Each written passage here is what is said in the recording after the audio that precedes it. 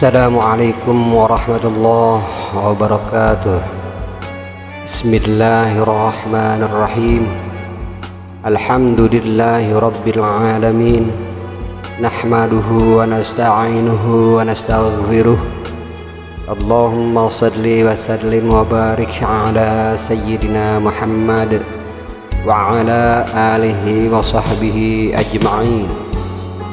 Allahumma alhimna ilman afqahu bihi awamirak wa nawahika warzuqna fahman a'lamu bihi kaifa unajik ya arhamar rahimin.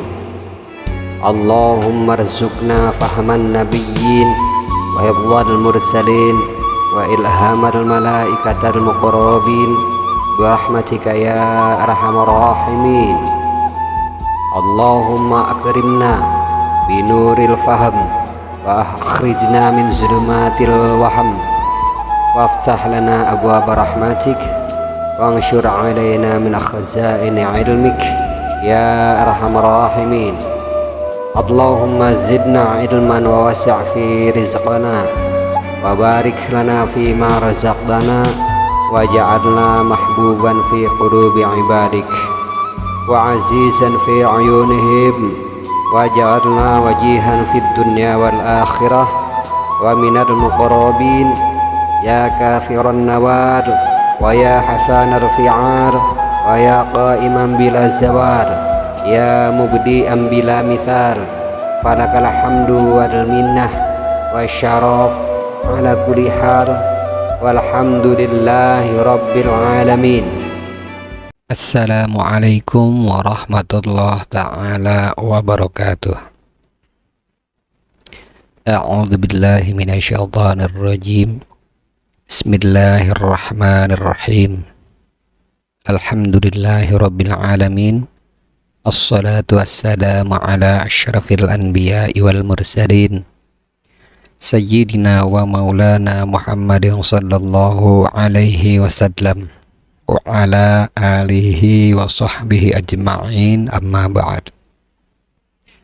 Alhamdulillah, kita berjumpa kembali bersama JSNH Channel. Semoga para mustami' senantiasa sehat walafiat, dan semoga Allah Ta'ala mencurahkan rahmat dan maghfirahnya kepada para mustami' disertai dilancarkan berbagai urusan-urusannya. Amin ya Allah ya Rabbal Alamin. Insyaallah perjumpaan kita kali ini akan membahas tentang tingkatan jalan pendakian para salik bagian ke-6, yaitu tentang syukur. Sebelumnya di bagian 5 kita telah membahas tentang menentang nafsu, hasad, dan mengumpat, serta menjelaskan tentang kedudukan qanaah dan tawakal. Hal tersebut yang harus dilalui di dalam tingkatan jalan pendakian para salik di dalam suluknya. Baik, kali ini kita akan membahas tentang syukur. Syukur ini merupakan salah satu maqam dari tingkatan jalan pendakian para salik. Di bagian ke-6 ini, syukur dikatakan di dalam kitab Risalah Al-Qusairiyah. Imam Al-Qusairi menjelaskan dengan firman Allah Ta'ala, la in syakartum la azidannakum. Jika kamu sekalian bersyukur, maka aku Allah Ta'ala akan memberikan tambahan nikmat kepada kamu sekalian. Dari Yahya bin Ya'la, dari Abu Hubab, dari Alta, diceritakan bahwa beliau bertamu kepada Siti Aisyah radhiyallahu ta'ala anha bersama Ubaid bin Umair. Lalu kemudian mengatakan, berilah kami kabar tentang sesuatu yang paling mengagumkan dari Rasulullah Shallallahu Alaihi Wasallam yang pernah kau lihat. Kemudian Sayyidah Aisyah radhiyallahu ta'ala anha menangis lantas berkata, keadaan Rasul yang mana yang tidak mengagumkan? Di waktu malam beliau datang kepadaku, beliau masuk ke tempat tidur bersamaku, sehingga kulitku bersentuhan dengan kulitnya. Beliau mengatakan, wahai putri Abu Bakar, tinggalkanlah diriku, saya sedang beribadah kepada Tuhanku. Saya ingin lebih dekat denganmu, pintaku. Wanita agung ini lantas meminta izin untuk mengambil gerabah air. Ia kemudian berwudu dan menuangkan air begitu banyak. Setelah itu Rasulullah Shallallahu Alaihi Wasallam berdiri dan mengerjakan sholat. Beliau menangis sehingga air matanya bercucuran sampai ke dada. Beliau ruku, beliau sujud dan mengangkat kepala seraya masih menangis. Beliau selalu seperti itu sampai Bilal datang, kemudian menyerukan agar azan untuk mendirikan sholat. Lalu aku bertanya kepada Rasulullah, wahai Rasulullah Shallallahu Alaihi Wasallam, apa yang membuatmu menangis? Padahal Allah Ta'ala telah mengampuni segala dosamu, baik yang telah lalu maupun yang akan datang, tanya Sayyidah Aisyah radhiyallahu ta'ala anha. Kemudian beliau menjawab, apakah saya tidak boleh untuk menjadi hamba yang bersyukur? Kenapa saya tidak berbuat, sedangkan Allah Ta'ala menurunkan ayat kepadaku, inna fi khalqis samawati wal ard wa ikhtilafil laili wan nahar wal fulki allati tajri fil bahr bima yanfa'un nas wa ma anzalallahu minas samai mimma fa ahya bihil ard ba'da mautiha wa batha fiha min kulli dabbah wa tasrifir riyah was sahabil musakhkhara bainas samai wal ard wasahabil musakhkhari bainas samai wal ardi laayati liqaumi yaqilun. Sesungguhnya tentang kejadian langit dan bumi, perbedaan malam dan siang, kapal yang berlayar di lautan membawa barang-barang yang berfaedah bagi manusia, hujan yang diturunkan oleh Allah Ta'ala dari langit lalu dihidupkannya dengan air bumi yang telah mati, berkeliaran di atasnya tiap-tiap yang melata, angin yang bertiup dan awan yang terbentang antara langit dan bumi. Sesungguhnya semua itu merupakan ayat-ayat bagi kaum yang berpikir. Atas pandangan ini dapat ditarik pengertian bahwa Allah Ta'ala selalu bersyukur. Artinya Allah Subhanahu wa Ta'ala akan membalas hamba-hambanya yang bersyukur. Pembalasan itu dinamakan syukur, sebagaimana firman Allah Ta'ala, wa jazaa'u sayyi'ati sayyi'atu mithluha. Pembalasan orang yang berbuat jahat adalah kejahatan yang setimpal. Menurut satu pendapat, bersyukurnya Allah Subhanahu wa Ta'ala berarti memberikan pahala atas perbuatan pelakunya, sebagaimana ungkapan bahwa hewan yang bersyukur adalah hewan yang gemuk karena selalu diberi makanan. Hal ini dapat dikatakan bahwasanya hakikat syukur adalah memuji orang yang memberikan kebaikan dengan mengingat kebaikannya. Syukurnya hamba kepada Allah Subhanahu wa Ta'ala adalah memuji kepadanya dengan mengingat kebaikannya. Sedangkan syukurnya Allah Subhanahu wa Ta'ala kepada hamba berarti Allah memuji kepadanya dengan mengingat kebaikannya. Perbuatan baik hamba adalah taat kepada Allah Ta'ala. Sedangkan perbuatan baik Allah Ta'ala adalah memberikan kenikmatan dengan memberikan pertolongan sebagai tanda syukur. Hakikat syukur bagi hamba ialah ucapan lisan dan pengakuan hati terhadap kenikmatan yang telah diberikan oleh Tuhan. Syukur terbagi menjadi 3. Pertama, syukur dengan lisan, yaitu mengakui kenikmatan yang telah diberikan oleh Allah Subhanahu wa Ta'ala dengan sikap merendahkan diri. Yang kedua, syukur dengan badan, yaitu bersifat selalu sepakat dan melayani di dalam mengabdi kepada Allah Subhanahu wa Ta'ala. Lalu yang ketiga, syukur dengan hati. Syukur dengan hati yaitu mengasingkan diri di hadapan Allah Subhanahu wa Ta'ala dengan konsisten menjaga keagungannya. Syukur dengan lisan adalah syukurnya orang yang berilmu. Ini dapat direalisasikan dengan bentuk ucapan. Syukur dengan badan adalah syukurnya orang yang beribadah. Ini dapat direalisasikan dengan bentuk perbuatan. Syukur dengan hati adalah syukurnya orang yang ahli ma'rifat. Ini dapat direalisasikan dengan semua hal ihwal secara konsisten atau istiqomah. Menurut Abu Bakar Al-Warraq, yang dimaksud mensyukuri nikmat adalah memperhatikan pemberian dan menjaga kehormatan.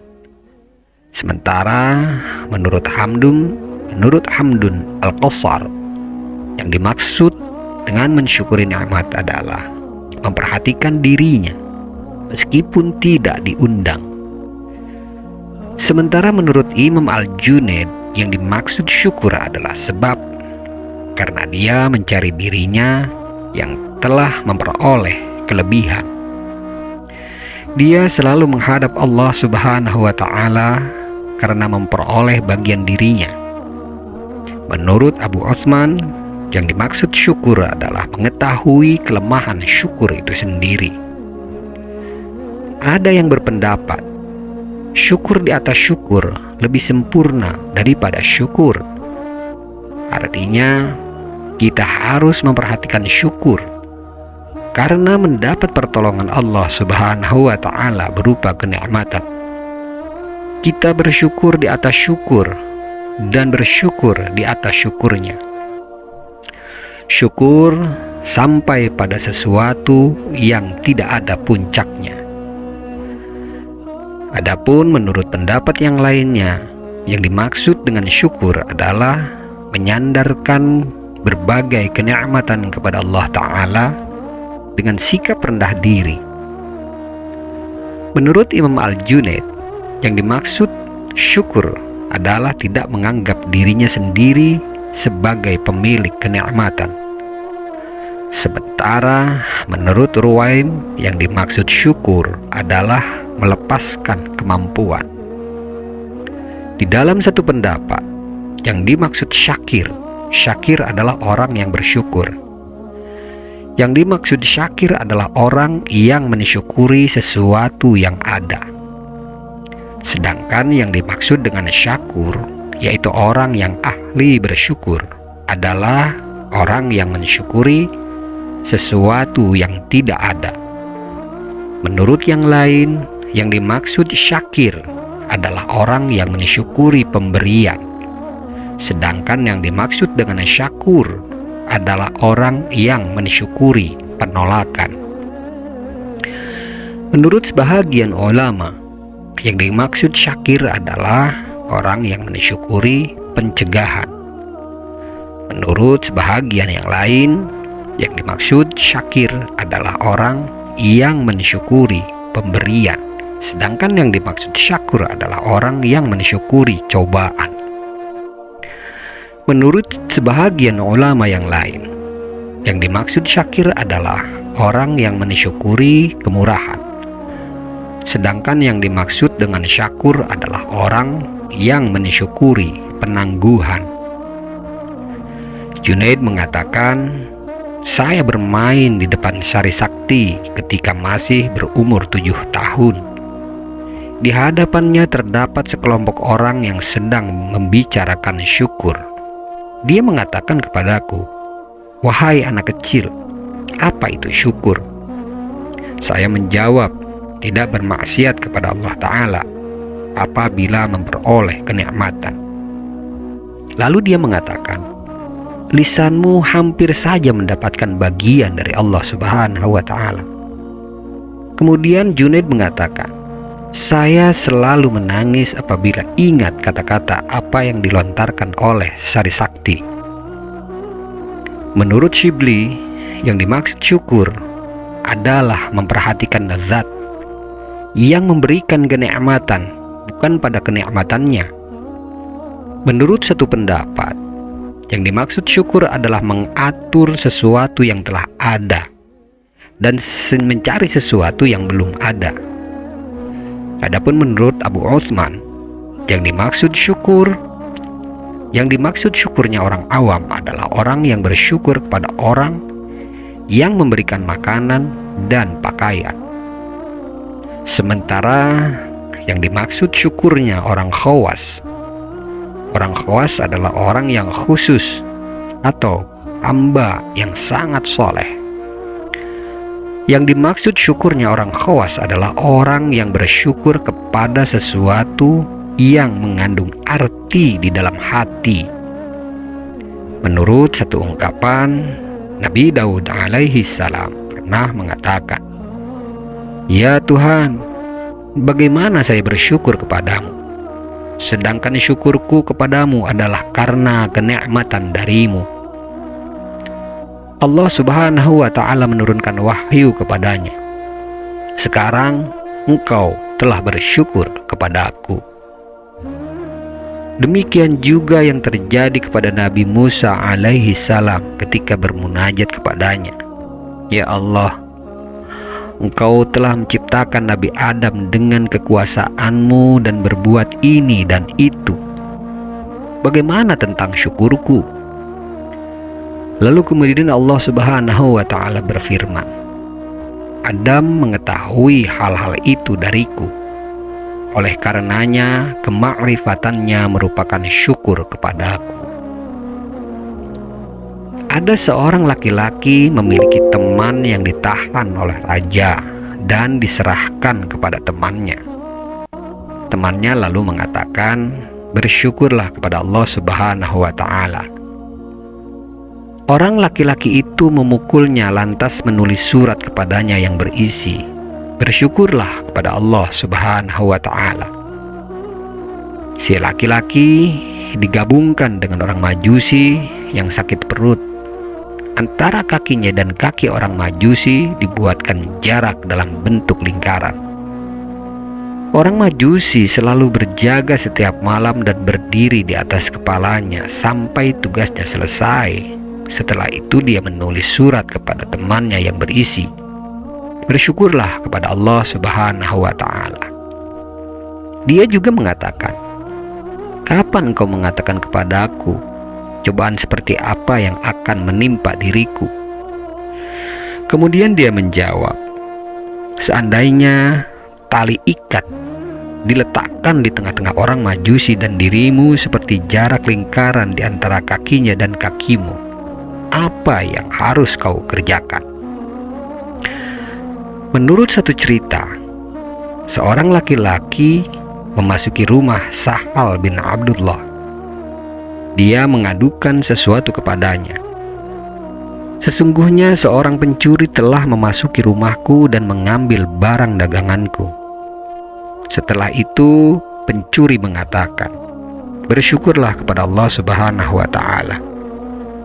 Seandainya ada pencuri yang memasuki hatimu, sedang dia adalah setan, kemudian dia merusak tauhidmu, apa yang harus kau kerjakan?" Menurut satu pendapat, yang dimaksud syukurnya kedua mata adalah menutupi cacatnya teman yang pernah kita lihat. Sedang yang dimaksud syukurnya kedua telinga adalah menutupi cacatnya teman yang pernah kita dengar. Menurut yang lain, yang dimaksud syukur adalah merasa senang dengan pemberian yang belum pernah didapatkan. Imam Al-Junaid mengatakan bahwa Sari Sakti apabila hendak menolongku, dia bertanya kepadaku. Suatu hari dia bertanya kepadaku, "Wahai Abul Qasim, apa syukur itu?" Aku menjawab, "Jangan minta pertolongan agar mendapatkan kenikmatan dari Allah Subhanahu wa Ta'ala." Lalu kemudian beliau bertanya kembali, "Dari mana hal ini kau peroleh?" Kemudian aku jawab, "Dari tempat-tempat pengajianmu." Menurut satu pendapat, Hasan bin Ali pernah menetapkan syukur sebagai rukun. Dia pernah mengatakan, "Ya Allah, Engkau telah memberikan kenikmatan kepadaku, tapi Engkau tidak menemukan diriku orang yang bersyukur. Engkau telah memberikan cobaan kepadaku, tapi Engkau tidak menemukan diriku orang yang sabar. Engkau tidak pernah menghilangkan kenikmatan disebabkan tiadanya syukur, dan Engkau tidak pernah menimpakan kesusahan disebabkan tiadanya sabar. Ya Tuhan, tiada zat yang maha mulia kecuali kemuliaan-Mu." Sebahagian ulama mengatakan, apabila tanganmu kau perpendek untuk menghindari balasan, maka panjangkanlah lisanmu untuk bersyukur. Menurut satu pendapat, terdapat 4 perbuatan yang tidak menghasilkan buah. Pertama, orang tuli yang berbicara.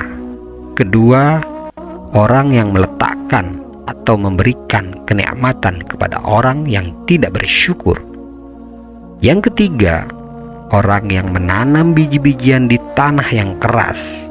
Yang keempat, orang yang menyalakan lampu di tengah sinar matahari.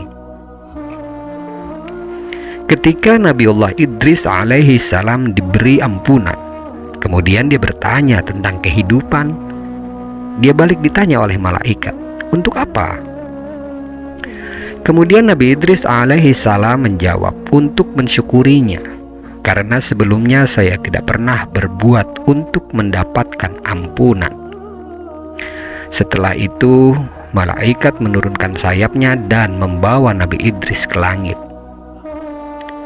Di dalam cerita yang lain dijelaskan, salah seorang dari para nabi menemukan batu kecil yang mengeluarkan air begitu banyak. Dia sangat mengaguminya. Allah Subhanahu wa Ta'ala memberikan kemampuan berbicara kepada batu itu. Saya pernah mendengar Allah Ta'ala berfirman, "Wattaqun naral lati waquduhan nas wal hijarah." Takutlah kepada api neraka yang bahan bakarnya manusia dan batu-batuan. Saya batu menangis karena takut kepada Allah Ta'ala. Begitu kata sang batu. Nabi lalu mendoakan agar Allah Ta'ala menyelamatkan batu itu. Setelah itu Allah Subhanahu wa Ta'ala menurunkan wahyu kepada Nabi. Allah telah menyelamatkan batu itu dari api neraka. Nabi lantas pergi. Ketika dia kembali, dia melihat air masih tetap memancar dari batu seperti semula. Dan dia merasa heran. Allah Subhanahu wa Ta'ala memberikan lagi kemampuan berbicara kepada batu itu. Nabi lantas bertanya, "Kenapa engkau menangis, wahai batu?" "Allah Subhanahu wa Ta'ala telah mengampunimu," jawab sang batu. Yang pertama, ia menangis karena berduka cita dan takut. Sedangkan yang kedua, ia menangis karena bersyukur dan bahagia. Nabi itu berkata seraya melangkah pergi. Menurut satu pendapat, yang dimaksud orang yang mensyukuri kelebihan adalah orang yang mendapatkan kenikmatan. Allah Subhanahu wa Ta'ala berfirman, "La in syakartum la azidannakum." Jika kamu sekalian bersyukur, maka aku Allah Ta'ala akan memberikan tambahan kenikmatan kepada kalian semua. Sedangkan yang dimaksud orang yang bersabar adalah orang yang mendapatkan cobaan. Allah Subhanahu wa Ta'ala berfirman, "Innallaha ma'as sabirin." Allah akan selalu bersama orang-orang yang sabar. Sekelompok utusan datang kepada Umar bin Abdul Aziz. Di antara mereka terdapat seorang pemuda yang sedang berpidato. Umar mengatakan, "Hindarilah sombong. Seandainya urusan ini dikaitkan dengan umur, maka tentu di antara orang-orang Islam terdapat orang yang lebih berhak memegang jabatan khalifah," timpal sang pemuda. "Bicaralah. Kami bukan termasuk utusan raghah, bukan termasuk utusan raghbah, orang yang cinta, dan bukan pula termasuk rahbah, yaitu orang yang takut. Yang dimaksud dengan raghbah adalah orang yang telah mendapatkan keutamaan. Sedangkan yang dimaksud dengan rahbah adalah orang yang mendapatkan keadilan." Kemudian Khalifah Umar bin Abdul Aziz bertanya, "Siapa kalian sebenarnya?" Lalu dijawab, "Utusan syukur. Kami datang ke sini untuk bersyukur dan berpaling." Keadaan itu diberikan ilustrasi oleh para ulama di dalam gubahan syairnya yang berbunyi, "Dari hal yang mencelakakan, sesungguhnya syukurku adalah puasa. Dari apa yang telah saya kerjakan, sesungguhnya kebaikanku adalah berbicara. Saya melihat kebaikan darimu, lantas saya rahasiakan. Apakah saya seperti ini? Tentu kekuasaan zat yang mulia adalah orang yang mencuri." Menurut satu pendapat, Allah Subhanahu wa Ta'ala menurunkan wahyu kepada Nabi Musa alaihi salam, "Kasihanilah hamba-hambaku yang mendapatkan cobaan dan keselamatan. Bagaimana halnya dengan orang-orang yang selamat? Karena sedikitnya mereka bersyukur terhadap keselamatan yang telah kuberikan." Begitu jawab Allah Ta'ala. Menurut pendapat yang lain, memuji ditujukan pada jiwa, sedangkan syukur ditujukan kepada kenikmatan panca indera. Menurut sebahagian ulama, memuji adalah permulaan, sedangkan syukur adalah tebusan. Di dalam hadis sahih dikatakan bahwasanya permulaan orang yang dipanggil ke surga adalah orang-orang yang memuji kepada Allah Ta'ala di dalam segala hal. Menurut sebahagian yang lainnya, memuji kepada Allah Subhanahu wa Ta'ala ditujukan pada sesuatu yang diberikan, sedangkan syukur ditujukan pada sesuatu yang dikerjakan. Selanjutnya yaitu makom yakin. Allah Subhanahu wa ta'ala berfirman, walladzina yu'minuna bima unzila ilaika wa ma unzila min qablik wa bil akhirati hum yuqinun. Orang-orang yang beriman kepada kitab yang diturunkan kepada engkau, wahai Muhammad, dan kitab-kitab yang diturunkan sebelum engkau, sedangkan mereka yakin akan adanya hari akhir. Dari Abdullah bin Mas'ud radhiyallahu ta'ala anhu diceritakan bahwa Rasulullah shallallahu alaihi wasallam bersabda, La taradayanna ahadan bi sukhtillahi ta'ala wa la tahmadanna ahadan ala fadlillahi azza wa jalla wa la tadhumanna ahadan ala ma lam yu'tika Allah ta'ala fa inna rizqallahi ta'ala la yasuquhu ilaik hirsu haris wa la yarudduhu anka karahatu karih wa inna Allah ta'ala bi'adlihi wa qistihi ja'ala ruh wal faraj fi ridha wal yaqin wa ajadal hamma wal huzna fi syakki wa sukhat. Engkau tentu tidak akan rela kepada seseorang sebab kemurkaan Allah Subhanahu wa ta'ala. Engkau tentu tidak akan mencela kepada seseorang yang atas keutamaan Allah ta'ala. Dan engkau tentu tidak akan memuji kepada seseorang atas apa yang tidak diberikan Allah Subhanahu wa ta'ala kepadamu. Apabila Allah Subhanahu wa ta'ala memberikan rezeki, ketamakan orang yang tamak tidak akan mampu menghalanginya, dan kebencian orang yang benci tak akan mampu menolaknya. Sesungguhnya Allah Subhanahu wa ta'ala dengan sifat adil dan qist-Nya menjadikan kebahagiaan dan kesenangan dalam kerelaan dan keyakinan, dan menjadikan kesusahan dan kedukacitaan dalam keraguan dan kemurkaan. Ahmad bin Asim Al-Antaqi mengatakan, sesungguhnya paling sedikit yakin apabila sudah sampai ke lubuk hati, maka hatinya akan penuh dengan cahaya. Keraguan-raguan akan hilang, hati akan penuh dengan syukur, dan takut kepada Allah Ta'ala akan bertambah. Diriwayatkan dari Abu Ja'far Al-Haddad yang mengatakan bahwa Abu Turab An-Nakhshabi pernah melihatku ketika saya sedang duduk di padang pasir di depan kolam ikan. Selama 16 hari saya belum pernah makan dan minum. Kemudian Abu Turab bertanya kepadaku, apa posisimu? Kemudian saya menjawab, saya berada di antara ilmu dan yakin. Saya menunggu sesuatu yang dapat mengalahkan sehingga saya dapat bersamanya. Yakni apabila ilmu yang menang, maka saya akan minum. Apabila yakin yang menang, maka saya akan pergi. Keadaanmu akan tetap seperti itu, katanya.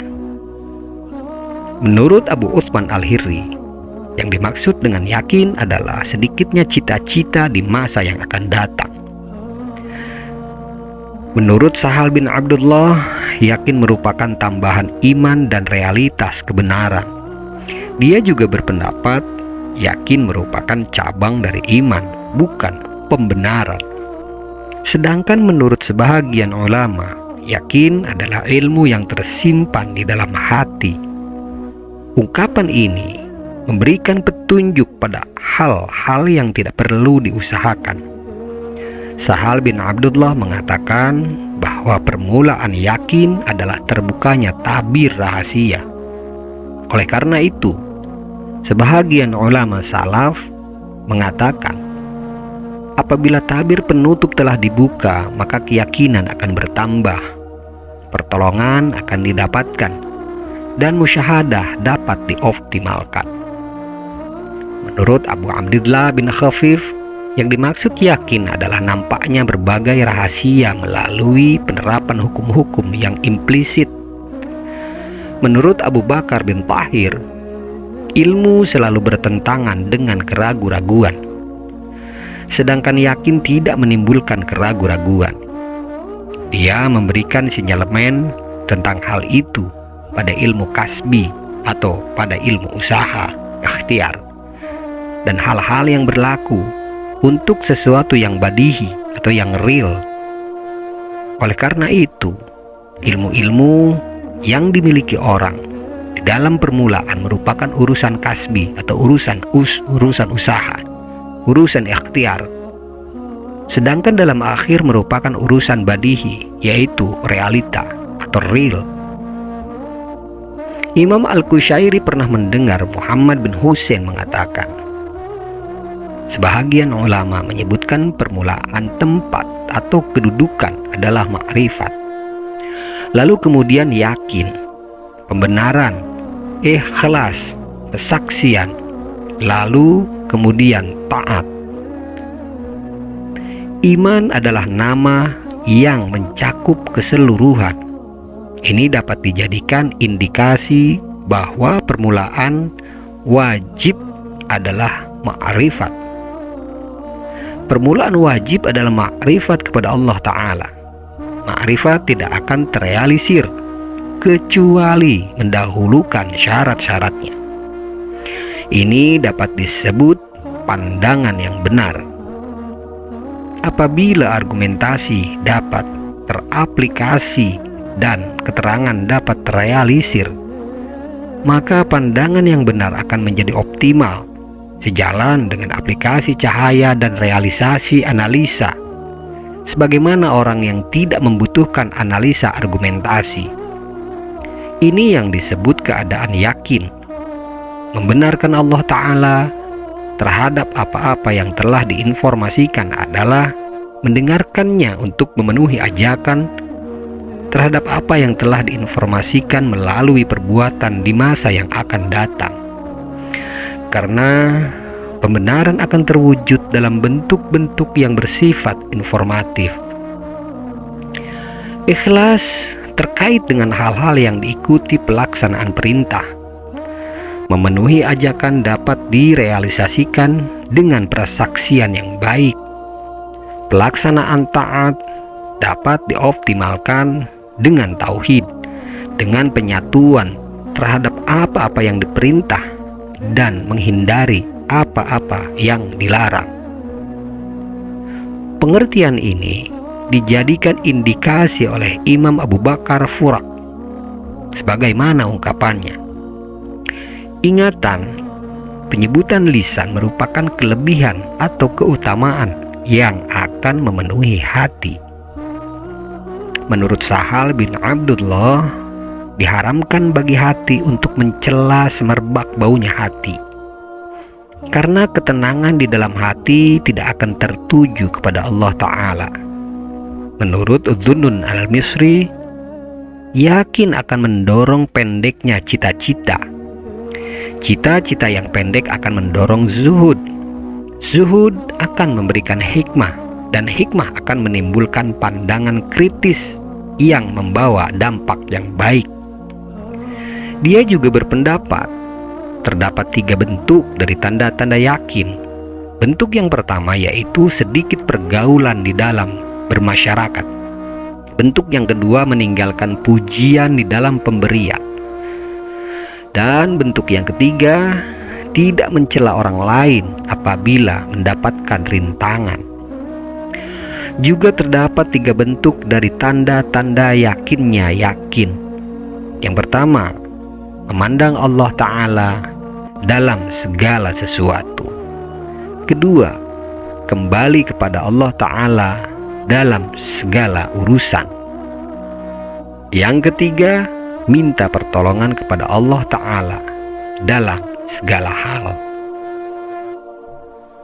Menurut Imam Al-Junaid, yang dimaksud yakin adalah ilmu yang stabil dan tidak berbolak-balik, tidak pula berpindah-pindah dan tidak berubah-ubah di dalam hati. Sedangkan menurut Ibnu Atha, atas kadar kedekatan mereka kepada takwa, maka mereka akan menemukan yakin sebagaimana yang telah mereka temukan. Pondasi takwa adalah meninggalkan larangan. Sedangkan meninggalkan larangan berarti meninggalkan nafsu. maka mereka akan sampai pada yakin. Menurut sebahagian ulama, yang dimaksud yakin adalah mukasyafah. Mukasyafah yaitu terbukanya tabir rahasia. Mukasyafah sendiri terbagi menjadi 3. Yang pertama, mukasyafah dengan hal-hal yang baik. Yang kedua, mukasyafah dengan menampakkan kemampuan. Lalu yang ketiga, mukasyafah hati dengan esensi keimanan. Perlu diketahui bahwa mukasyafah dalam pembahasan ulama merupakan pelajaran yang dapat merealisasikan sesuatu dalam hati dengan mengatur ingatan tanpa menimbulkan keraguan-raguan. Terkadang mereka hendak bermukasyafah dengan hal-hal yang dekat yang dapat terlihat di antara bangun dan tidur. Akan tetapi, kebanyakan mereka merekondisionalkan hal itu dengan tidur. Kebanyakan mereka meredaksionalkan hal itu dengan tidur. Saya telah mendengar Imam Abu Bakar bin Furaq mengatakan bahwa dia telah bertanya kepada Abu Utsman Al-Maghribi. Beliau berkata, "Apa yang ingin kau katakan?" Kemudian Abu Utsman menjawab, "Saya telah melihat pribadi orang-orang seperti ini dan seperti itu." Apakah engkau melihat mereka dengan mu'ayyanah? Mu'ayyanah yaitu penglihatan mata. Apakah engkau melihat mereka dengan mu'ayyanah atau dengan mukasyafah? Mu'ayyanah adalah penglihatan mata, sedangkan mukasyafah adalah penglihatan mata hati. Maka dijawab dengan mukasyafah. Menurut Amir bin Qais, seandainya tertutupnya rahasia telah terbuka, maka keyakinan akan menjadi bertambah. Menurut suatu pendapat, yang dimaksud yakin adalah melihat benda yang nyata dengan kekuatan iman. Sedangkan pendapat lain menyebutkan yang dimaksud yakin adalah hilangnya segala hal yang bertentangan. Menurut Imam Al-Junaid, yang dimaksud yakin adalah hilangnya keraguan-raguan di hadapan Allah Ta'ala. Imam Al-Qushairi telah mendengar Ustadz Abu Ali Ad-Daqqaq mengungkapkan sabda Nabi Muhammad Sallallahu Alaihi Wasallam tentang Nabi Isa bin Maryam alaihi salam. Apabila Nabi Isa bertambah yakin, maka dia akan mampu berjalan di udara. Beliau memberikan petunjuk tentang hal itu terhadap keadaan diri Nabi Sallallahu Alaihi Wasallam sendiri yang telah mampu berjalan di malam Mi'raj. Di dalam kitab Latiful Mi'raj dijelaskan, saya melihat Burak sedang menunggu lantas saya berangkat. Sari Sakti pernah ditanya tentang yakin, kemudian beliau menjawab, yang dimaksud yakin adalah ketenangan dirimu ketika mengelilingi jalur-jalur yang ada di dadamu untuk meyakinkan bahwa gerakanmu di dalam dada tidak akan memberikan pertolongan dan tidak pula akan menolak apa yang telah ditetapkan. Menurut Ali bin Sahal, hadir di hadapan Allah Ta'ala lebih utama daripada yakin, karena hadir ibarat tempat perlindungan, sedangkan yakin ibarat pemikiran. Seakan-akan yakin dijadikan untuk memulai hadir, sedang hadir merupakan kontinuitas yang abadi. Demikian juga seakan-akan hasil dari yakin diperbolehkan lepas dari hadir dan dapat mentransfer kebolehan hadir tanpa yakin. Oleh karena itu, Imam An-Nawawi mengatakan, yakin adalah musyahadah, yakni di dalam musyahadah terdapat yakin yang tidak menimbulkan keraguan-raguan. Karena itu, ia akan disaksikan oleh orang yang tidak mempercayai tempat perlindungannya. Sedangkan menurut Abu Bakar Al-Warraq, yakin diibaratkan dengan raja di dalam hati. Dengan yakin, iman akan menjadi sempurna dan Allah Ta'ala akan diketahui. Dan dengan akal Allah Ta'ala dapat dimengerti atau dirasionalkan. Menurut Imam Al-Junaid, para pemimpin berjalan dengan yakin di atas air, sedangkan orang yang meninggal dunia karena kehausan itu lebih utama keyakinannya daripada mereka. Ibrahim Al-Khawas bercerita, saya bertemu seorang pemuda di padang Tih. Seakan-akan dia kelihatan sepotong perak. Lalu saya bertanya, hendak kemana kau, wahai pemuda? Dia menjawab, hendak ke Mekah. Lalu aku tanya kembali, apakah engkau berjalan tanpa membawa bekal, tanpa kendaraan dan nafkah? Lalu kemudian dia jawab, wahai orang yang lemah keyakinan, Zat yang mampu menjaga langit dan bumi, apakah dia tidak akan mampu mengantarkan diriku ke Mekah tanpa ketergantungan? Ketika saya memasuki Mekah, tiba-tiba saya berada di tempat tawaf, dan pemuda itu bersyair, wahai mataku yang terkelupas selamanya, wahai mataku yang terkelupas selamanya, wahai jiwa kematianku yang berduka cita, jangan kau mencintai seseorang kecuali Zat yang agung dan mulia. Ketika dia melihat diriku, dia mengatakan kepadaku, apakah engkau selalu lemah keyakinan?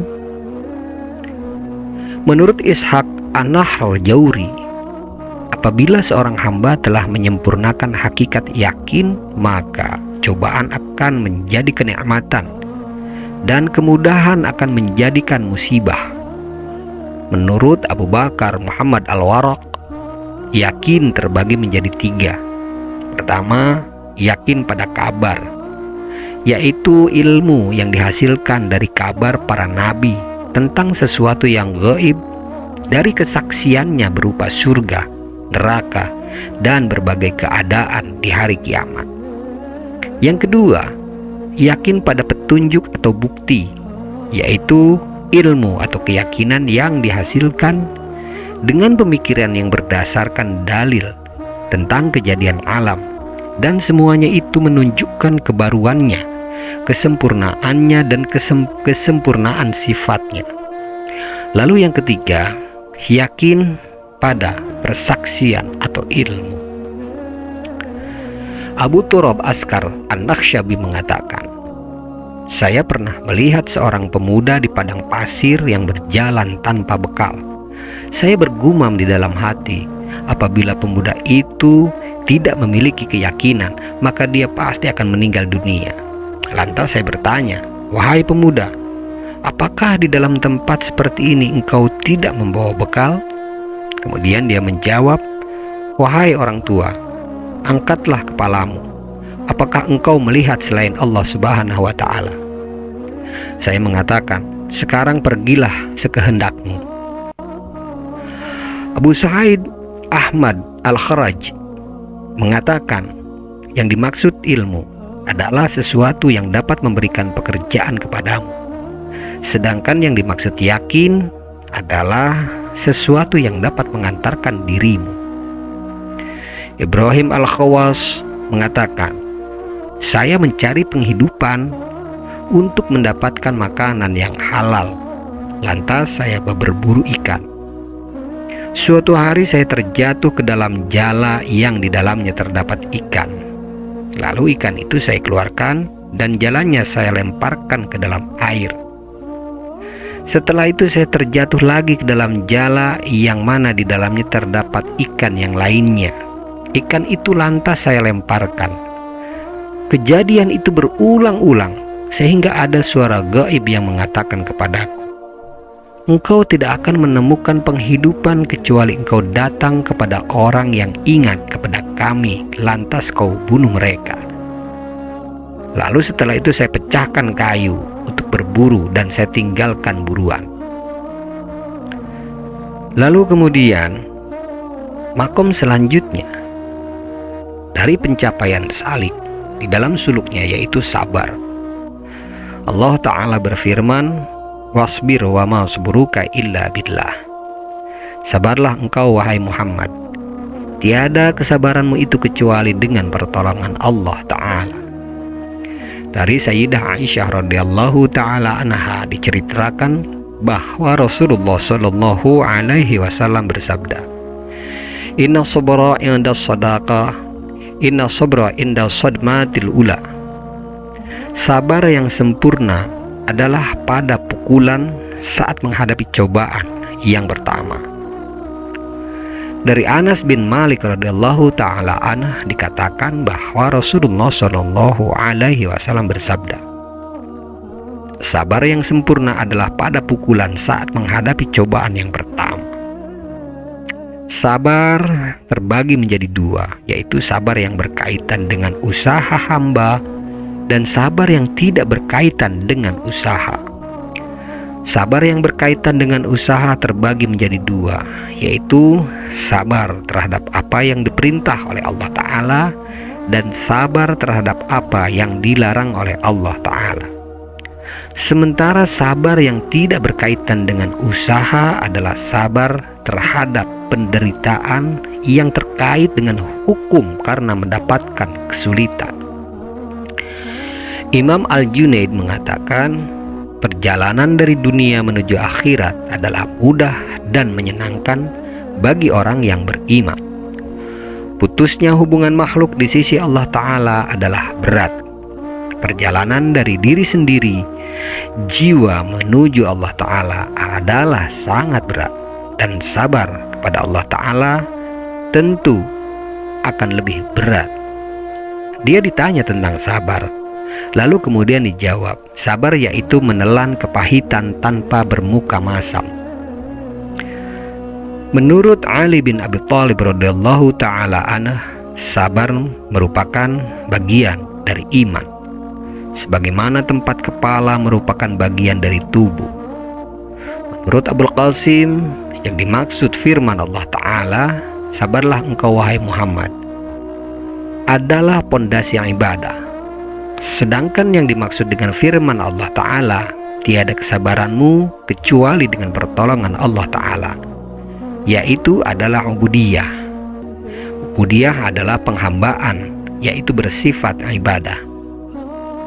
Barang siapa yang naik dari satu derajat untukmu menuju satu derajat yang lain karena pertolonganmu, maka dia pindah dari derajat kaidah menuju derajat ubudiyah. Rasulullah Shallallahu alaihi wasallam bersabda, bika ahya wa bika amut. Hanya dengan pertolonganmu saya dapat hidup dan mati. Abu Sulaiman pernah ditanya tentang sabar.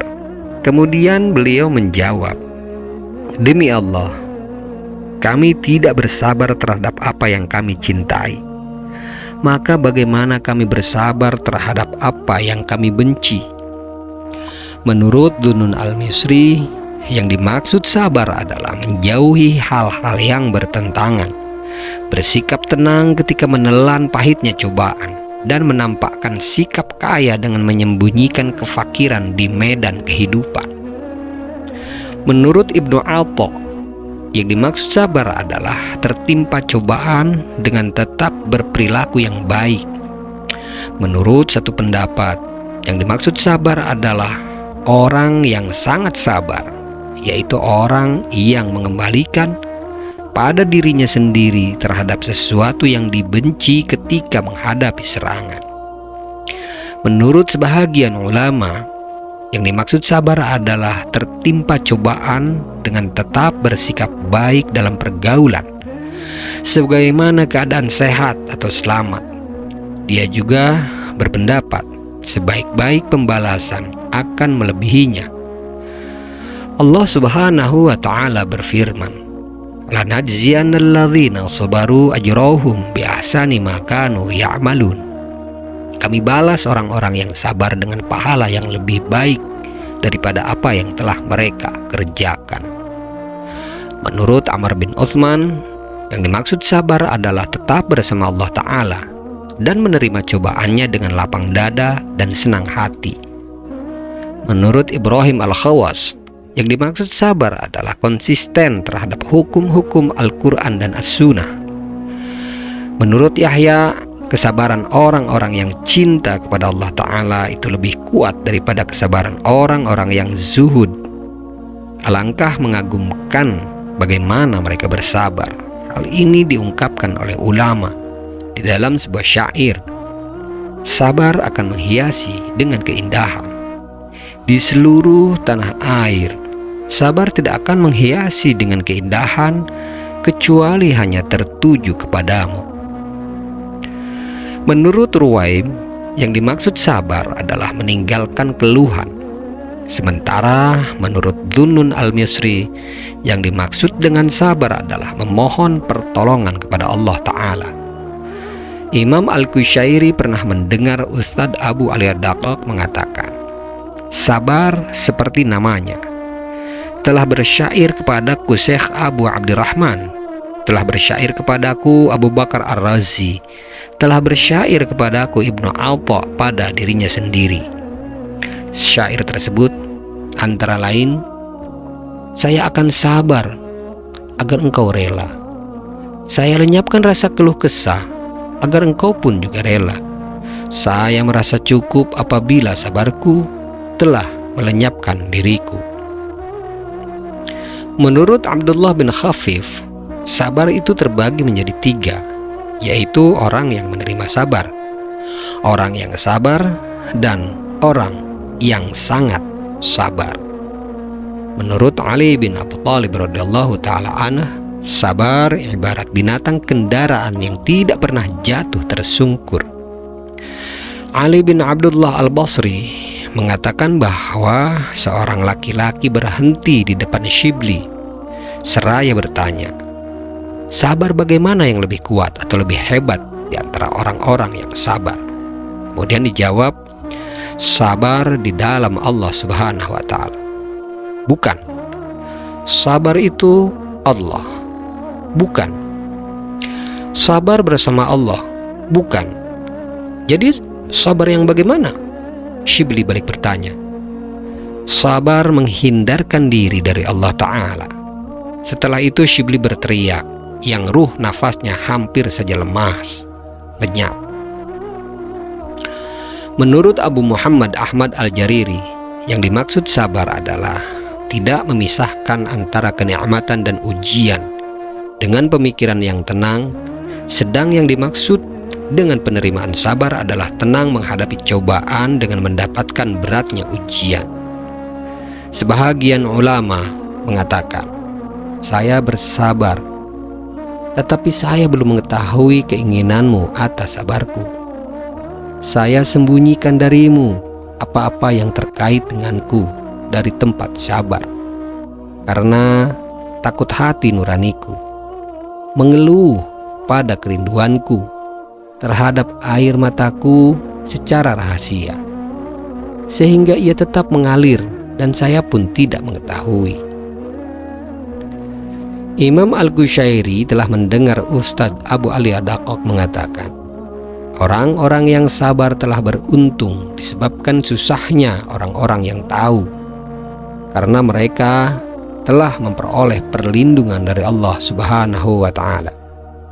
Allah Subhanahu wa Ta'ala berfirman, innallaha ma'as sabirin. Sesungguhnya Allah Subhanahu wa Ta'ala bersama orang-orang yang sabar. Yang dimaksud artian firman Allah Ta'ala, isbiru wa sabiru wa rabitu, yaitu sabarlah, menyabarkan dirilah, dan berjagalah kamu sekalian. Maksudnya adalah sabar tanpa menyabarkan diri dan menyabarkan diri tanpa menjaga diri. Menurut suatu pendapat, yang dimaksud ayat itu adalah sabarlah dengan diri kalian untuk taat kepada Allah Ta'ala. Sabarlah dengan hati kalian untuk menerima cobaannya, dan sabarlah dengan tabir rahasia hati kalian untuk rindu kepadanya. Sedangkan menurut sebahagian ulama yang lain, yang dimaksud ayat tersebut adalah sabarlah kalian karena Allah Subhanahu wa Ta'ala. Sabarlah kalian dengannya dan sabarlah kalian bersamanya. Menurut suatu pendapat, Allah Subhanahu wa Ta'ala menurunkan wahyu kepada Nabi Daud alaihissalam. Wahyu tersebut berbunyi, berbudi pekertilah dengan budi pekertiku. Sesungguhnya sebahagian dari budi pekertiku adalah sangat sabar. Di dalam ungkapan yang lainnya disebutkan, telanlah kesabaran. Apabila Allah Ta'ala mematikanmu, maka Dia akan mematikanmu dengan mati syahid. Apabila Allah Subhanahu wa Ta'ala menghidupkanmu, maka Dia akan menghidupkanmu dengan kemuliaan. Menurut sebahagian ulama, sabar karena Allah Ta'ala adalah kelelahan. Sabar dengan Allah Ta'ala adalah ketetapan. Sabar di hadapan Allah Ta'ala adalah cobaan. Sabar bersama Allah Ta'ala adalah pemenuhan. Dan sabar menghindari dari Allah Ta'ala adalah kehanyutan. Ulama menggambarkan hal ini dengan syair berikut. Sabar menghindarkan diri darimu, akibatnya tercela. Sedang sabar dalam segala hal, akibatnya terpuji. Bagaimana sabar dari orang yang tinggal di sampingku, dengan menempati kanan dari yang kiri. Apabila orang yang bersenda gurau dengan segala sesuatu, maka saya telah melihat kecintaan yang bersenda gurau dengan orang lain. Menurut sebahagian yang lain, sabar mencari adalah tanda keberhasilan, sedangkan sabar menerima ujian adalah tanda kebahagiaan. Menurut yang lain, yang dimaksud dengan menyabarkan diri adalah sabar di atas sabar, sehingga dapat mencakup sabar di dalam sabar dan melemahkan sabar dari sabar. Hal tersebut sebagaimana yang diungkapkan di dalam syair berikut ini. Orang yang sabarnya sabar akan dimintai pertolongan. Orang yang sangat sabar sehingga orang yang cinta menyebutnya dengan sabarnya sabar. Menurut satu cerita, suatu saat perjalanan Syibli dicegat di tengah jalan Marastani. Sekelompok orang datang kepadanya. Kemudian Syibli bertanya, "Siapa kalian?" Kemudian mereka menjawab, "Para kekasihmu yang sedang berziarah kepadamu." Lalu kemudian dia melemparkan batu kepada mereka sehingga mereka lari. Dia mengatakan kepada mereka, "Wahai orang-orang pembohong, jika kalian kekasihku, maka tentu engkau akan sabar menerima cobaanku." Di dalam sebahagian hadis disebutkan, dengan penjagaan mataku Allah Ta'ala, orang-orang yang sabar sebenarnya tidak sabar untukku. Allah Subhanahu wa Ta'ala berfirman, "Wasbir lihukmi rabbik fa innaka bi'ayunina." Sabarlah engkau wahai Muhammad menerima hukum Tuhanmu, sesungguhnya engkau dalam penjagaan mata kami. Sebahagian ulama mengatakan, saya berada di Mekah. Saya melihat orang fakir mengelilingi Baitullah. Dia mengeluarkan ruk'ah. Ruk'ah yaitu jimat atau bungkusan yang bertuliskan dari sakunya. Dia melihat ruk'ah itu lantas pergi. Besok harinya dia mengerjakan sebagian kemarin. Dia mengerjakan sebagaimana yang kemarin dilakukan. Beberapa hari saya memperhatikannya. Dia selalu mengerjakan hal itu setiap hari untuk kepentingan dirinya sendiri. Suatu hari dia berkeliling dan melihat ruk'ahnya. Sedikit demi sedikit dia menjauh, lantas terjatuh dan meninggal dunia. Ruk'ah itu saya keluarkan dari sakunya. Ternyata di dalam ruk'ah itu berisi tulisan firman Allah Subhanahu wa Ta'ala, yaitu yang berbunyi, "Wasbir lihukmi rabbik fa innaka bi'ayunina."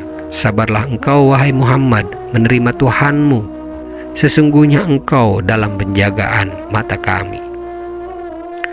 Sebahagian ulama yang lain mengatakan, saya memasuki negara India. Saya melihat seorang laki-laki menggunakan satu mata. orang-orang memberikan nama Fulan yang sangat sabar. Saya lantas bertanya kepada mereka tentang keadaannya. Lantas dijawab bahwa dia menginjak awal masa remaja. Ketika teman-temannya hendak bepergian, dia keluar dari tempat tinggalnya. Salah satu dari kedua matanya melelehkan air mata, sedangkan mata yang lainnya tidak menangis. Dia mengatakan kepada matanya yang tidak melelehkan air mata, "Kenapa engkau tidak melelehkan air mata atas perpisahan temanku? Saya tentu akan mengharapkanmu untuk melihat dunia."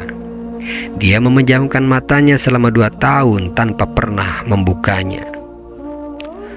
Menurut satu pendapat, yang dimaksud dengan firman Allah Ta'ala, "Bersabar engkau wahai Muhammad dengan sabar yang baik," adalah sabar yang betul agar orang yang tertimpa musibah di tengah-tengah masyarakat tidak dapat diketahui. Umar bin Khattab radhiyallahu ta'ala anhu pernah mengatakan, "Seandainya sabar dan syukur diibaratkan 2 unta, maka saya tidak akan peduli mana di antara keduanya yang harus saya tunggangi."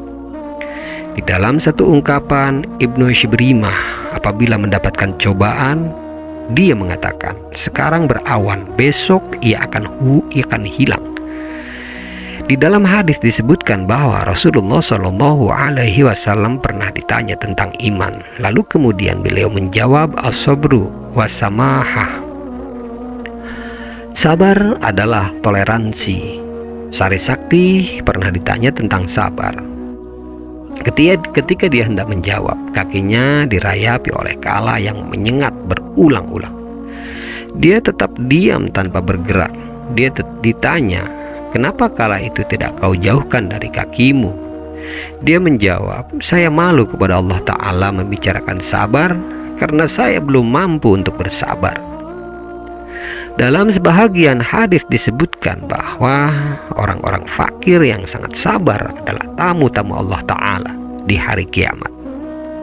Dalam suatu cerita, Allah Ta'ala menurunkan wahyu kepada sebahagian para nabinya.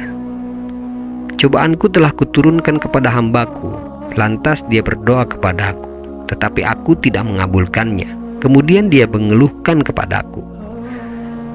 Aku berfirman kepadanya, 'Wahai hambaku, bagaimana aku dapat mengasihanimu dengan memberikan sesuatu sehingga aku dapat kasihan kepadamu?' Arti firman Allah Ta'ala, 'Wa ja'alnahum a'immatan yahduna bi amrina lamma sabaru,' atau yang bermakna kami jadikan mereka imam, orang-orang yang diikuti, yang memberikan petunjuk dengan perintah kami ketika mereka sabar. Ayat itu, kata Ibnu Uyainah, adalah ketika mereka menjadikan pemimpin dalam satu urusan, maka kami jadikan mereka sebagai pimpinan. Imam Al-Qushairi pernah mendengar Ustadz Abu Ali Ad-Daqqaq mengatakan, yang dimaksud pembatasan sabar adalah tidak merintangi takdir. Apabila menampakkan cobaan tanpa cara mengeluh atau mengadu, maka hal itu bukan berarti meniadakan sabar. Allah Ta'ala berfirman tentang cerita Nabi Ayyub alaihi salam, "Inna wajadnahu sabiran ni'mal abd." Sungguh kami mendapati Ayub seorang yang sabar, dia sebaik-baik hamba. Ayat itu ditopang dengan firman Allah Ta'ala yang lain, seperti perkataan Nabi Ayyub alaihissalam, "Masani ad-dur," kemelaratan telah menimpa diriku.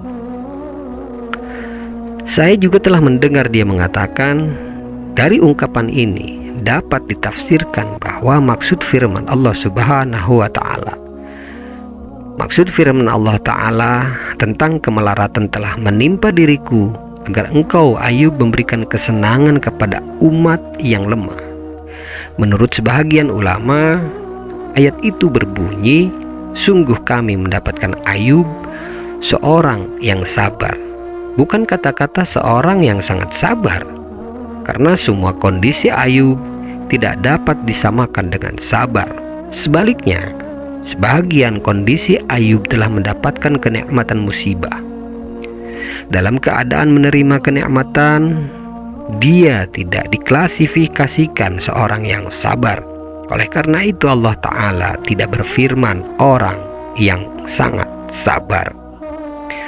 Imam Al-Qushairi telah mendengar Ustadz Abu Ali Ad-Daqqaq mengatakan bahwa hakikat sabar adalah menghindarkan diri dari cobaan dan menerima apa-apa yang telah menimpanya. Sebagaimana Nabi Ayub alaihissalam, dia tetap mengatakan di akhir cobaannya, yaitu dengan kalimat, kemelaratan telah menimpa diriku, sedang engkau lebih pengasih dari segala yang pengasih.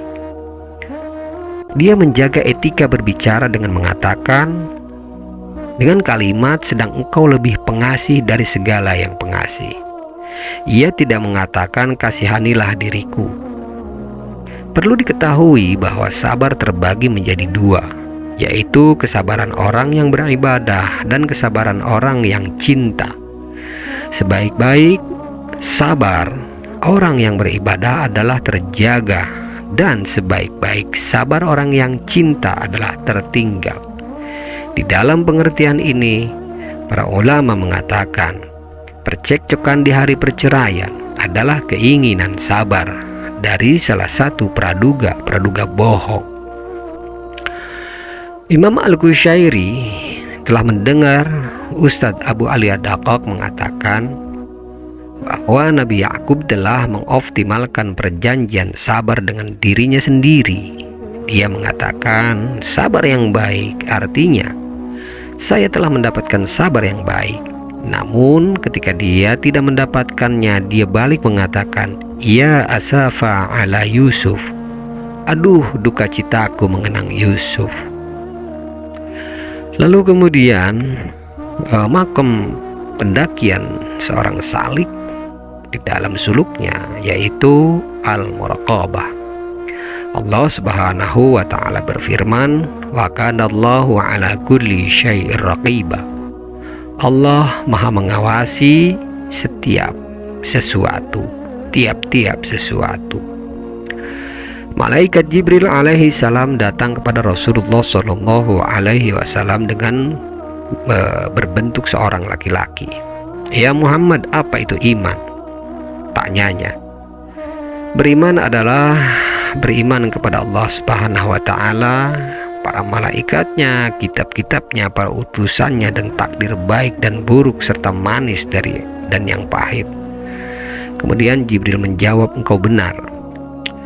Para sahabat yang menyaksikan adegan itu pun terheran-heran, bagaimana mungkin orang yang bertanya malah membenarkan jawaban yang ditanyakannya.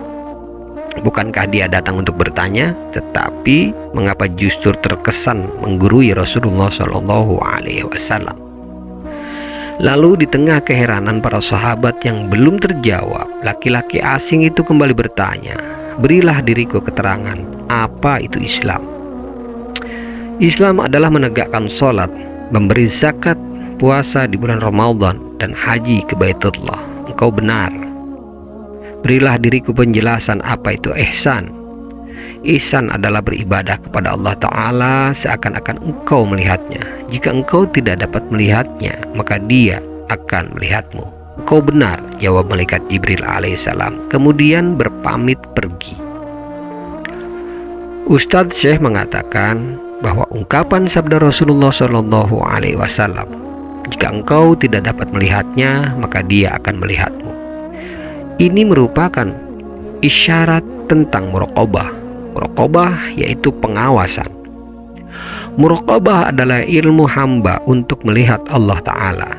Sedangkan yang konsisten terhadap ilmu itu adalah yang mengawasi, menjaga atau merasa dirinya selalu diawasi, sehingga membentuk sikap yang selalu awas pada hukum-hukum Allah Ta'ala. Allah Subhanahu wa Ta'ala ini merupakan dasar-dasar tiap-tiap kebaikan. Orang tidak akan sampai pada tingkatan ini kecuali setelah menyelesaikan pengawasan atau penjagaan atau kewaspadaan. Apabila orang mengawasi dirinya sendiri terhadap apa-apa yang telah lampau, memperbaiki keadaannya di saat sekarang, maka selalu berada di jalan yang benar, mengadakan kontak baik dengan Allah Ta'ala sambil menjaga hati, memelihara nafas agar selalu berhubungan dengannya, memeliharanya dalam segala hal, maka dia akan mengetahui bahwa Allah Subhanahu wa Ta'ala adalah Zat Maha Pengawas dan Zat Maha dekat dengan hatinya. Allah Subhanahu wa Ta'ala mengetahui keadaannya, melihat perbuatannya, dan mendengarkan ucapannya. Barang siapa yang melupakan semua itu, maka dia akan terlepas dari taraf permulaan hubungan atau persinambungan dengannya, dengan Allah Ta'ala. Bagaimana tentang hakikat dekat? Ahmad Al-Jariri mengatakan, barang siapa yang tidak memperkuat takwa dan pengawasan antara dirinya dan Allah Ta'ala, maka dia tidak akan sampai pada mukasyafah. Mukasyafah yaitu terbukanya tabir rahasia. Barang siapa yang tidak memperkuat takwa dan pengawasan antara dirinya dan Allah Subhanahu wa Ta'ala, maka dia tidak akan sampai pada mukasyafah dan musyahadah. Mukasyafah yaitu terbukanya tabir rahasia, dan musyahadah yaitu persaksian dengannya. Imam Al-Qushairi telah mendengar Ustadz Abu Ali Ad-Daqqaq mengatakan, seorang raja memiliki menteri. Suatu hari dia berada di sampingnya. Raja menoleh kepada sebagian budak. Mereka berhenti untuk berdiri di depan raja tanpa keraguan-raguan. Akan tetapi gerakan dan suaranya lebih dimengerti daripada mereka. Setelah itu raja memandang menteri itu dalam keadaan seperti semula. Menteri itu takut karena mengira raja akan menduga dirinya memandang mereka dengan keraguan-raguan. Dia lantas memandangnya sebagaimana yang dipandang raja. Besok harinya menteri itu datang kembali kepada raja. Ternyata raja tetap memandang ke sebelah kanan, sehingga raja menduga bahwa hal itu adalah ciptaannya. Keadaan ini sebagai contoh pengawasan makhluk kepada makhluk yang lain. Bagaimana pengawasan atau muraqabah hamba terhadap Tuhannya? Imam Al-Qushairi telah mendengar fakir mengatakan, seorang raja memiliki budak yang sering menghadap kepadanya daripada budak-budak yang lainnya. Kebanyakan mereka tidak semahal dan seistimewa dia. Mereka mengungkapkan hal itu kepada raja. Raja menjelaskan kepada mereka tentang keutamaan budak itu dalam pelayanan daripada yang lainnya. Suatu hari, budak itu ada di atas kendaraan kuda bersama orang yang sangat disegani, yaitu raja. Mereka berdekatan dengan gunung-gunung yang penuh salju. Raja melihat salju itu lantas menundukkan kepalanya. Seketika budak itu menaiki kudanya dan menerobos salju itu. Orang-orang tidak mengerti mengapa dia pergi, tetapi dia tidak memperdulikan. Dia terus berusaha mendaki gunung hingga ke puncak, kemudian kembali menghadap raja dengan membawa salju. Raja mengatakan kepadanya, "Apa? Siapa yang membuatmu tahu bahwa saya menghendaki salju?" Dia menjawab, "Karena Tuhan melihat salju itu." Pandangan raja menerawang. Kemudian mengatakan, "Dia kuberikan keistimewaan karena telah memuliakan diriku dan selalu hadir dalam diriku." Tiap-tiap orang memiliki kesibukan sendiri-sendiri, sedangkan kesibukan dia selalu menjaga pandangan lirikanku dan keadaanku. Sebahagian ulama mengatakan, barang siapa yang menjaga Allah Ta'ala di dalam hatinya, maka Allah Ta'ala akan menjaga seluruh anggota tubuhnya.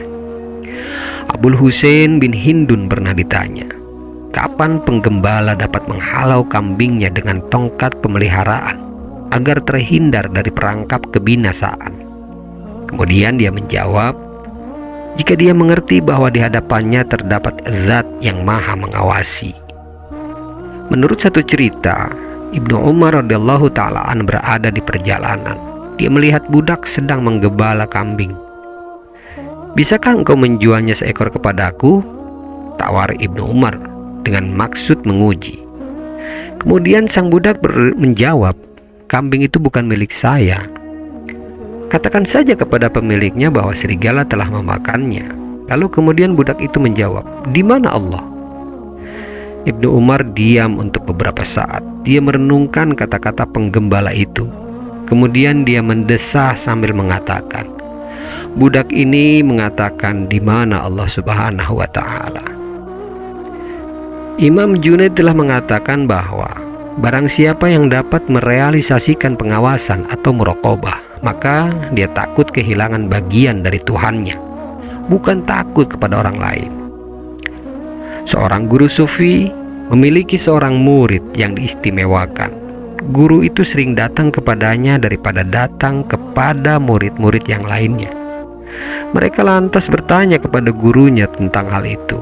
Lalu gurunya menjawab, "Akan saya jelaskan persoalan ini kepada kalian." Selang beberapa waktu, sang guru memanggil murid-muridnya. Masing-masing diberikan seekor burung sambil berpesan kepada mereka semua, "Sembelihlah burung ini di suatu tempat yang tidak diketahui oleh siapapun." Lantas mereka semua pergi dan sebentar kemudian kembali dengan membawa burung yang telah disembelih di tangan mereka masing-masing.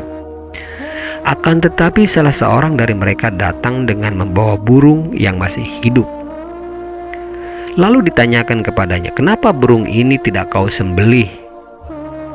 "Guru memerintahkan saya agar menyembelih burung ini di tempat yang tidak diketahui oleh siapapun. Saya sudah berusaha untuk mencari ke sana kemari, tetapi tidak ada satupun tempat yang bisa kutemui yang tidak terlihat kecuali dapat dilihat oleh Allah Ta'ala."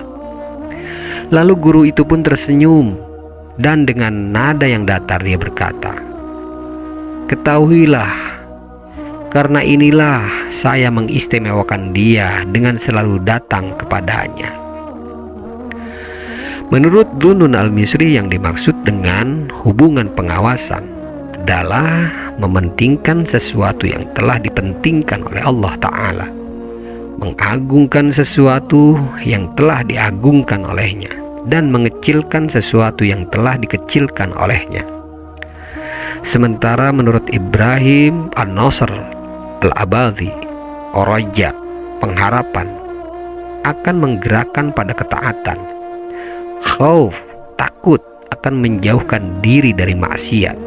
Dan muraqabah, pengawasan, akan mengantarkan pada jalan hakikat. Ja'far bin Nasr pernah ditanya tentang pengawasan.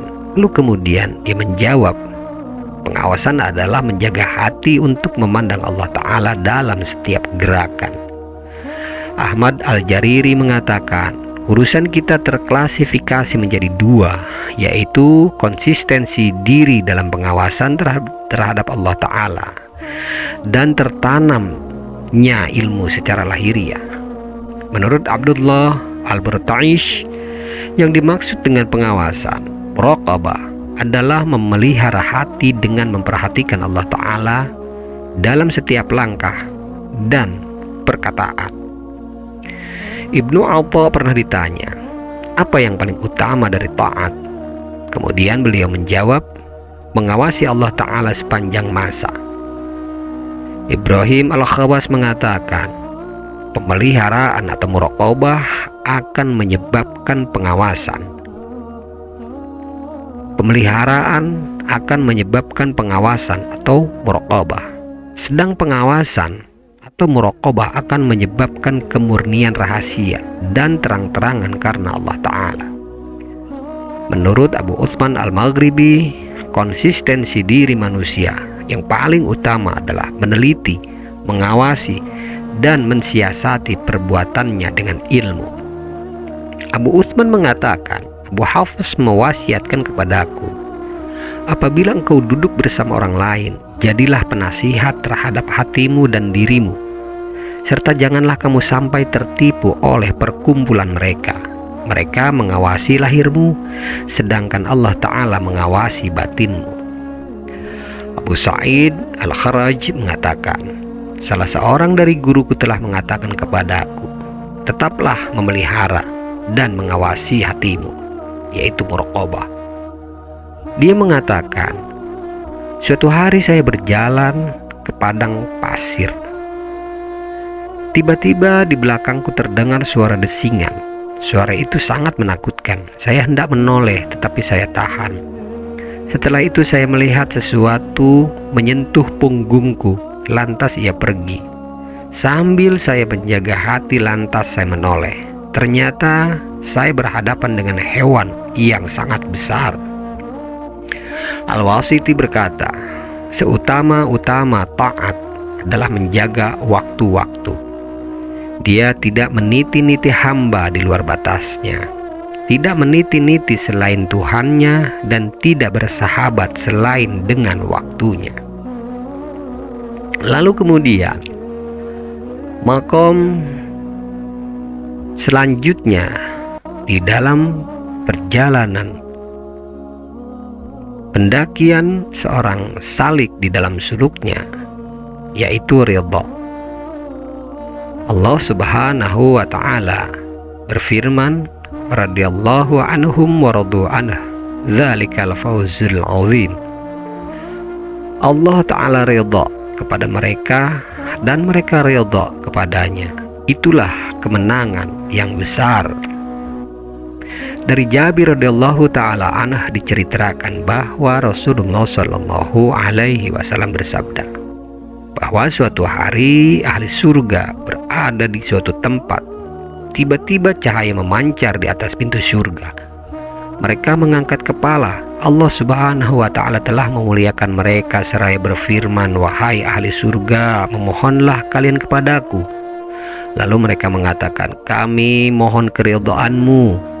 Allah Ta'ala kemudian berfirman, keridhaanku adalah aku menghalalkan tempat tinggal untuk kalian dan kemuliaanku selalu bersama kalian.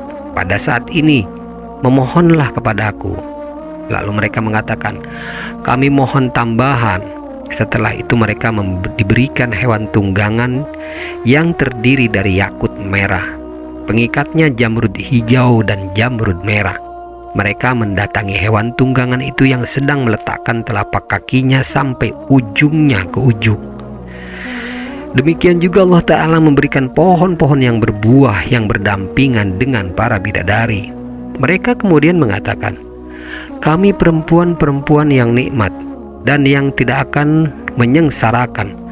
Kami perempuan-perempuan yang kekal, yang tiada akan mati, dan kami sebagai istri-istri orang yang beriman dan sangat mulia.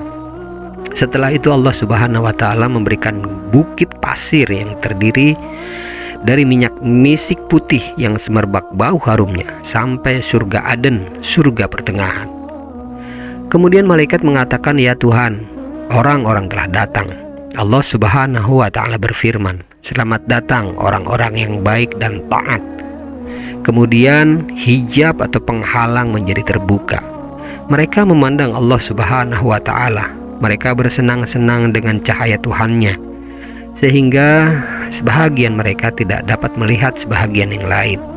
Allah Subhanahu wa ta'ala berfirman, kembalikanlah mereka, wahai malaikat, ke gedung-gedung dengan membawa hadiah. Mereka lantas kembali, dan sebahagian mereka dapat melihat sebahagian yang lain. Itulah yang dimaksud dengan firman Allah Ta'ala, nuzulam minal ghafurir rahim. Sebahagian rezeki datang dari yang maha pengampun lagi maha pengasih. Ulama Irak dan Khurasan berbeda pendapat tentang ridha. Apakah ridha itu termasuk keadaan atau hal ihwal, atau termasuk tempat atau kedudukan? Menurut ulama Khurasan, ridha termasuk sebahagian dari tempat, yaitu puncaknya tawakal. Artinya, ridha dapat ditafsirkan sebagai sesuatu yang dapat mengantarkan hamba karena usahanya. Sementara menurut ulama Irak, ridha termasuk bagian dari sesuatu yang turun dan bertempat di hati, sebagaimana keadaan yang lain. Mengompromikan dua pandangan ini adalah sangat mungkin dan baik, yaitu permulaan ridha dapat diusahakan oleh hamba. Ini merupakan bagian dari tempat, sedangkan puncak yang merupakan bagian dari keadaan ini tidak dapat diusahakan. Ridha menjadi pembahasan ulama. Di antara mereka ada yang meredaksionalkan dengan keadaan dan minuman. Dalam redaksi ini mereka berbeda pendapat. Sebahagian mereka berpendapat dalam masalah minuman dan bagian. Oleh karena itu syarat ilmu merupakan kepastian yang harus dipegang. Sedangkan orang yang ridha kepada Allah Subhanahu wa Ta'ala tidak diperkenankan menentang takdirnya. Imam Al-Qushairi telah mendengar Ustadz Abu Ali Daqqaq mengatakan, tidak dapat disebut ridha jika seseorang belum pernah mendapatkan cobaan. Namun dapat disebut ridha jika dia tidak menentang hukum dan keputusan Allah Ta'ala. Perlu diketahui bahwa kewajiban hamba adalah ridha terhadap keputusan yang telah diperintahkan untuk ridha kepadanya. Segala sesuatu tanpa keputusan akan menjadi boleh, atau kewajiban hamba adalah ridha terhadapnya. Seperti ridha terhadap kemaksiatan dan fitnah ujian orang-orang Islam. Menurut para guru sufi, ridha diibaratkan pintu Allah Ta'ala yang besar. Orang yang memuliakan ridha, maka dia akan dipertemukan dengan kecintaan yang paling penuh atau yang paling utama, dan dimuliakan dengan pendekatan yang paling tinggi. Menurut Abdul Wahid bin Zaid, ridha diibaratkan pintu Allah Ta'ala yang besar dan surga dunia. Perlu diperhatikan bahwa hamba hampir tidak meridhai Allah Ta'ala kecuali dia meridhakannya. Allah Ta'ala berfirman, radhiyallahu anhum wa radu anhu. Allah ridha kepada mereka dan mereka ridha kepadanya. Imam Al-Qushairi telah mendengar Ustadz Abu Ali Ad-Daqqaq bercerita tentang seorang murid yang bertanya kepada gurunya, apakah seorang hamba mengetahui bahwa Allah Ta'ala ridha kepadanya? Tidak. Bagaimana dia akan mengetahui hal itu? Padahal ridha adalah masalah gaib. Dia mengetahui hal itu, sangka sang murid. Bagaimana mungkin? Jika hatiku ridha kepada Allah Ta'ala, berarti saya tahu bahwa dia ridha kepadaku. Engkau benar wahai anakku. Dalam satu cerita disebutkan bahwa Nabi Musa alaihi salam pernah mengatakan, ya Allah, tunjukkanlah diriku pada perbuatan yang apabila saya kerjakan engkau ridha kepadaku. Lalu Allah Ta'ala berfirman, engkau tidak akan mampu mengerjakan hal itu. Nabi Musa alaihi salam menjatuhkan diri, bersujud lalu berdoa. Setelah itu Allah Ta'ala menurunkan wahyu, wahai putra Imran, aku akan ridha apabila engkau ridha terhadap keputusanku. Menurut Abdurrahman Ad-Darani, apabila hamba meninggalkan syahwat, maka dia adalah orang yang ridha. Menurut Ibrahim An-Nasr Al-Abadhi, barang siapa yang ingin sampai ke tempat ridha, maka kerjakanlah apa-apa yang telah dijadikan Allah Ta'ala ridha. Menurut Abdullah bin Khafif, ridha terbagi menjadi dua, yaitu ridha dengannya dan ridha kepadanya. Yang dimaksud dengan ridha dengannya adalah memikirkan dan merenungkannya, sedangkan yang dimaksud dengan ridha kepadanya adalah melaksanakan apa-apa yang diputuskan. Imam Al-Qushairi telah mendengar Ustadz Abu Ali Ad-Daqqaq mengatakan, jalan orang yang menempuh menuju Allah Subhanahu wa Ta'ala lebih panjang, yakni jalan latihan. Sedangkan jalan orang yang waspada lebih dekat, tetapi lebih sulit, yakni mengerjakan dengan ridha, dan ridha adalah keputusan.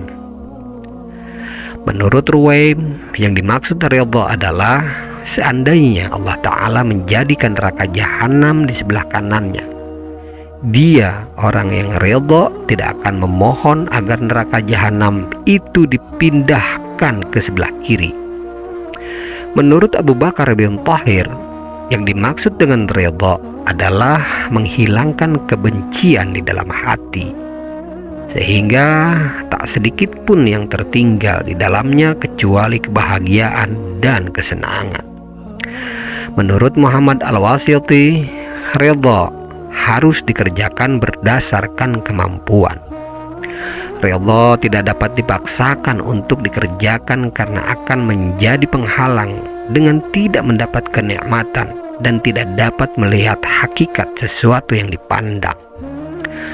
Perlu diketahui bahwa ungkapan Al-Wasiti adalah urusan yang besar yang di dalamnya terkandung pernyataan untuk memutuskan orang-orang secara samar. Oleh karena itu, tenang menghadapi berbagai keadaan di hadapan mereka merupakan penghalang dari perubahan berbagai keadaan yang lainnya. Barang siapa yang menikmati ridha dan menemukan bau harumnya, maka dia akan terhalang dengan keadaannya sendiri yang mengakibatkan jauh dari Allah Ta'ala. Al-Wasiti juga menegaskan, takutlah pada manisnya taat, karena ia akan menjadi racun yang akan membunuh. Menurut Abu Abdullah bin Khafif, yang dimaksud ridha adalah tenangnya hati menerima hukum-hukum Allah Ta'ala dan kesepakatannya terhadap sesuatu yang Allah Ta'ala ridha serta memilihnya sebagai pegangan. Rabi'atul Adawiyah pernah ditanya, kapan hamba disebut orang yang ridha? Lalu kemudian Rabi'atul Adawiyah menjawab, apabila dia senang ketika mendapatkan musibah, sebagaimana dia senang ketika mendapatkan kenikmatan. Menurut satu cerita, Shibli pernah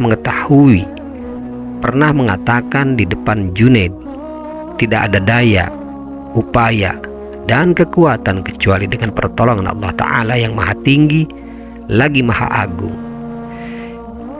Al-Junaid mengatakan, ucapan itu adalah ucapan orang yang sempit hati. Orang yang sempit hatinya akan meninggalkan ridha karena ada keputusan. Setelah itu Shibli kemudian terdiam.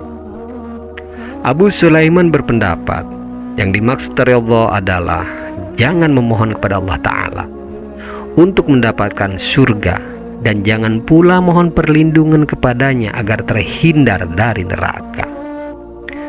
Menurut Dunun Al-Misri, tanda-tanda ridha itu ada 3, yaitu yang pertama meninggalkan ikhtiar atau usaha atau pilihan sebelum keputusan.